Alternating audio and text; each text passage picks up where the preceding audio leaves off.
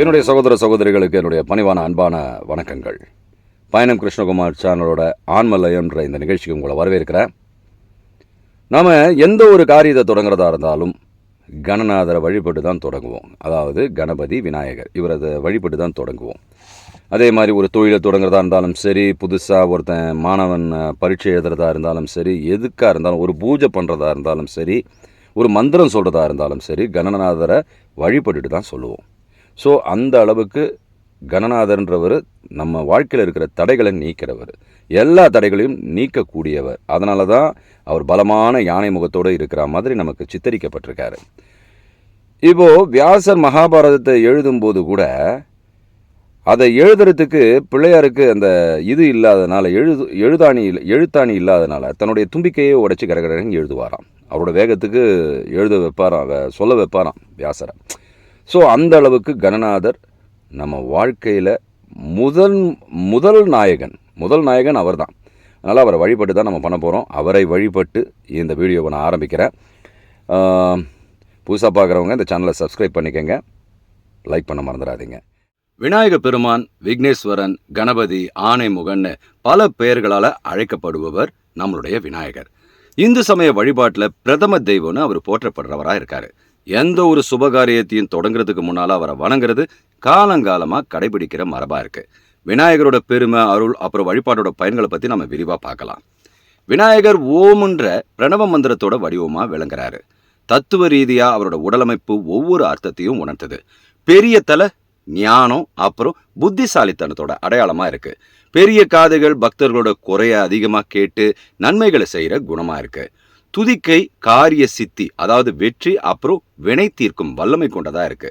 3 கண்கள், அதாவது முக்கண், சூரியன், சந்திரன் மற்றும் அக்னி வடிவங்களா இருந்து உலகத்தை வழிநடத்துதலா இருக்கு. விநாயகரோட அருள் எப்படின்னா, விநாயகரை பூஜிப்பவர்களுக்கு அவர் அளிக்கிற அருட்கொடைகள் கணக்கற்றதா இருக்கு. முதல்ல தடைகள் நீக்குதல். விக்னம்னா தடை, விக்னேஸ்வரன்னா தடைகளை நீக்குபவன். வாழ்க்கையில் நாம் மேற்கொள்கிற எந்த ஒரு முயற்சியிலையும் வர தடைகளை தகர்த்து அவர் வெற்றியை தரவராக இருக்காரு. 2வது புத்தி, அப்புறம் ஞானம். மாணவர்களுக்கு ஞாபக சக்தியையும் அறிவையும் தெளிந்த சிந்தனையையும் தரக்கூடியவர். 3வது வாழ்க்கையில் சுபிக்ஷம், செல்வம், ஆரோக்கியம், அப்புறம் குடும்ப ஒத்துமை, இது எல்லாத்துக்கும் அவர் அதிபதியாக விளங்குறாரு.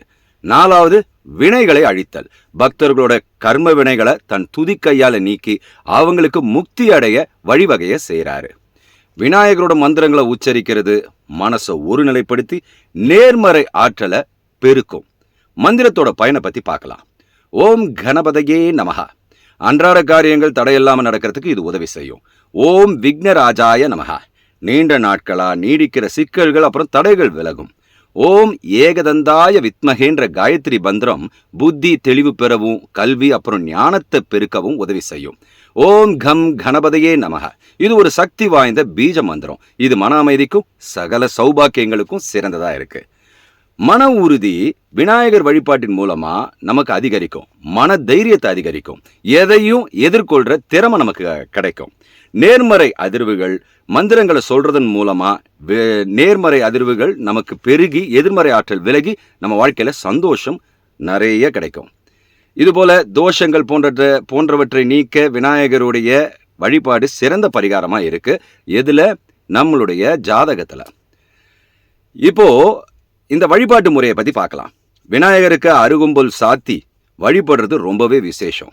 அவருக்கு பிடிச்சமான மோதகம் இல்லைன்னா கொழுக்கட்டை, அதாவது கொழுக்கட்டையை தான் மோதகம்னு சொல்கிறோம். நீவேதனம் செஞ்சு முழு நம்பிக்கையோடு அவரை பிரார்த்தனை செஞ்சோன்னா அவர் நம்மளோட குரலுக்கு செவிசாய்ச்சி உடனடியாக அருள் புரிவார். முந்தி விநாயகரை தொழுவார்க்கு எல்லா நன்மைகளும் கிட்டும்ன்றது பெரியவர்களுடைய வாக்கு.